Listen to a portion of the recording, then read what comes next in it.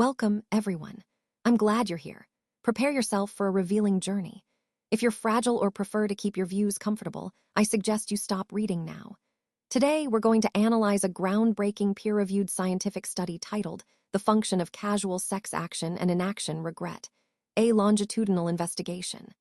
And trust me, its findings are not only shocking, but also challenge decades of assumptions in evolutionary psychology. Before we dive in, let me give you a quick heads up. If you still believe that women are naturally purer, softer, or more morally elevated than men, this presentation might be a bit painful to hear. We'll explore the regret paradox, how biology interacts with modern culture, and what it reveals about human nature. So, let's get started.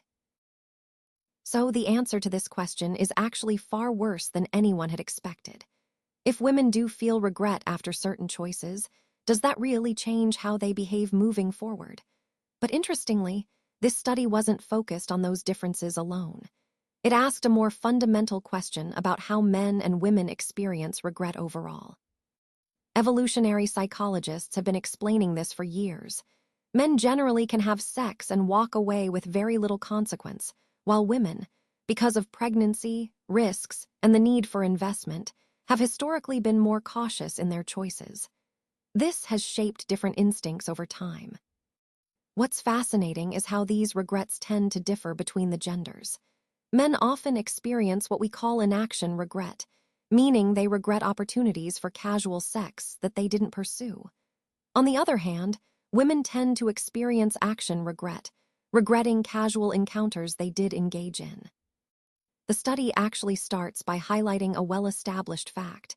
Men tend to regret what they didn't do, and women tend to regret what they did do. This is a key point that frames much of our understanding of gender differences in emotional response to sexual decisions. It's a crucial piece in understanding how regret influences behavior and how these patterns have evolved over time. So, what happened next was quite interesting. Despite feeling terrible about their actions, women didn't change their behavior at all. There was no correction, no course change, no shift in their actions whatsoever. They simply continued doing exactly what they had been doing before. It didn't matter their age, it didn't matter how much time passed, and surprisingly, even regret itself didn't seem to influence their future choices. In fact, the data showed that more action regret at T1 did not predict change in casual sex behavior. So, feeling guilty or regretful didn't lead to any behavioral adjustments initially. But then, about 4.5 months later, the researchers checked back to see if anything had changed. And here's the key point. Regret at T1 was linked to less future promiscuity. In other words, when women felt regret about casual sex initially, they actually ended up engaging in less of it later on. This leads to our hypothesis. If she regrets casual sex at T1, then she'll likely have less of it by T2. It's an important insight because it challenges the assumption that regret always results in immediate behavioral change and suggests that over time, regret might actually influence future decisions. Let's take a closer look at this slide. What we see here is that regret isn't just a passing feeling. It actually correlates with repeating the same behavior, specifically, not correcting it. When women felt regret about casual sex, they were less likely to seek commitment afterward. Now, I want you to read that line again. Level of casual sex regret at T1 reduced the odds of entering a committed relationship at T2. At first glance, you might think that feeling regret would push someone towards seeking stability or a long-term relationship. That's what the researchers predicted too. They hypothesized that regret would motivate women to pursue more serious, committed partnerships. But here's the surprising part. The data shows the opposite. Instead of regret leading to commitment, it actually lowers the likelihood of entering into a committed relationship. This is even more brutal than we might have expected. So, to clarify, the actual reality is that regret correlates with a decreased chance of commitment. The original hypothesis was that if she regrets casual sex, she'd pursue a long-term relationship. But the data suggests something different. Regret seems to be associated with a reluctance or lower tendency to commit. This highlights an important point. Emotions like regret don't always drive us toward what we might logically think they would, like stability or commitment. Instead, they can sometimes reinforce avoidance or hesitation. And this ties into the broader theme of our presentation: how emotions influence relationship behaviors in complex and sometimes unexpected ways. So, what's interesting here is that regret simply didn't seem to motivate any change at all. Not in behavior, not in standards, and not in outcomes. Women didn't become more selective, they didn't raise their standards, and they certainly didn't start pursuing higher value men. When we look at the data comparing partner quality between the two time points, T1 and T2, there was actually no difference. No change. Nope. You might think that if someone regrets a choice, they'd be motivated to do better next time, right? To pick higher quality partners. But the reality here is different. Instead of regret leading to better choices, it didn't seem to have any effect at all. It didn't lead to higher quality partners either. This brings us to an interesting hypothesis. You might expect that if a woman regrets her previous choices, she'll naturally raise her standards. That's what we predicted initially, hypothesis 3, that if she regrets her choices, she'll raise her standards. But as the data shows, that's not what happened.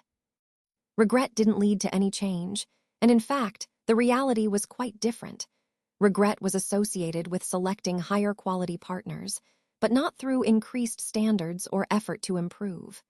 It's a complex and somewhat counterintuitive finding, and it challenges some common assumptions about regret and motivation. This slide highlights a surprising finding that really challenges what science traditionally believed about regret. It contradicts everything we thought we knew about why people feel regret in the first place. What shocked the researchers was that women continued engaging in casual sex at the same levels. They didn't reduce or stop their behavior. But here's the twist. They became numb to the emotional consequences of those actions. It's not that their behavior changed. Rather, they simply stopped feeling bad about it. Their regret scores dropped significantly from the first time point to the second. And this is important because it was the only prediction that actually turned out to be correct. The idea that no behavior change would lead to less regret did hold true. But what really matters is the bigger picture. If behavior changes, then future regret tends to decrease. This brings us to hypothesis 4. Functional regret must reduce future regret. It suggests that regret, when it serves a purpose, should help us avoid making the same mistakes again, thus reducing future regret. So overall, this finding challenges the traditional view and pushes us to think differently about how regret functions in our lives. So then the researchers offered one explanation, and it's honestly the most extreme and politically incorrect line I've ever seen in a scientific paper. This result truly stunned evolutionary psychologists. They openly admitted that it challenges the fundamental assumption that regret has a corrective biological purpose. In other words, it suggests that we don't really understand why women feel regret at all because, according to this view, it doesn't influence their future decisions in any meaningful way. This raises a big question. If negative emotions like regret don't motivate a change in sexual strategy, then why does regret even exist? And here's the key sentence from the study that really drives this point home.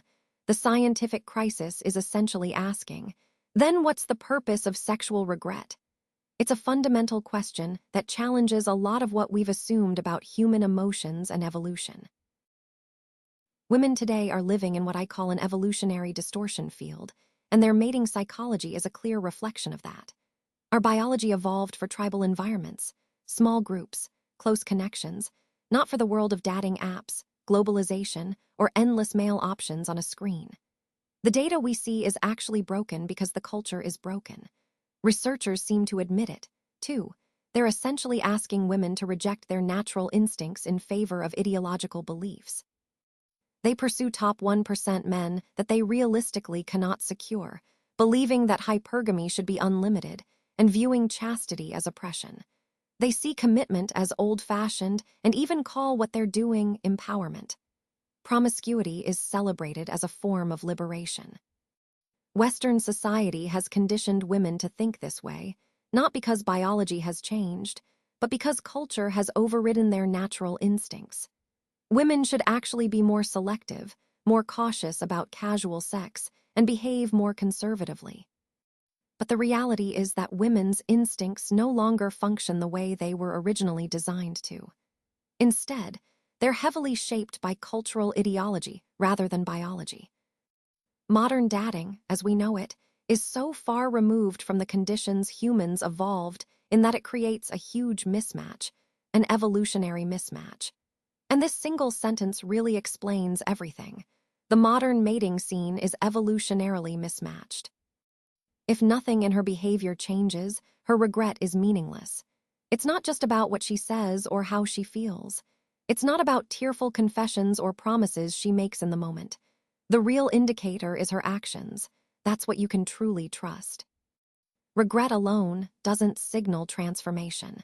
It doesn't predict that she's going to improve or change her behavior. It doesn't mean she will raise her standards or become more committed. And it certainly doesn't mean she'll reduce promiscuity. Science shows us that regret, in fact, is often misleading. Many assume that if she's ashamed or feels guilty about her past, she won't do it again. But that's not how it works. Men often think that regret guarantees change, but it simply doesn't. Regret is not a predictor of future behavior. It's not a promise of better choices ahead. So, a woman's regret doesn't tell you anything about her future actions. It's brutally simple. Regret by itself is meaningless. The key takeaway for men is, don't rely on her regret as a sign of real change. Instead, focus on her actions over time to understand her true intentions and level of commitment. This slide highlights a fundamental mismatch between biology and environment, and unfortunately, the results are chaos. What we're seeing isn't true evolution, nor is it genuine freedom or progress. The dating market today no longer mirrors natural human mating patterns that have been stable for thousands of years. Instead, women's sexual psychology is increasingly being shaped by cultural ideologies rather than biological instincts. At the same time, we see that the average man is having less sex than ever before, which is a clear sign of how disrupted these natural dynamics have become. Casual sex, on the other hand, is only rising for a small minority of high-status men, which creates a stark divide. Commitment levels are declining across the board, further indicating a loss of traditional relationship stability. Hypergamy, which is women's tendency to seek higher-status partners, is being distorted by what I'd call infinite male access, the idea that men are always available through online platforms, which changes the natural balance. And this study confirms what many of us have observed firsthand. Modern dating has become unnatural. It's a larger crisis rooted in this fundamental disconnect, and understanding this is crucial as we look for solutions or ways to navigate this new landscape.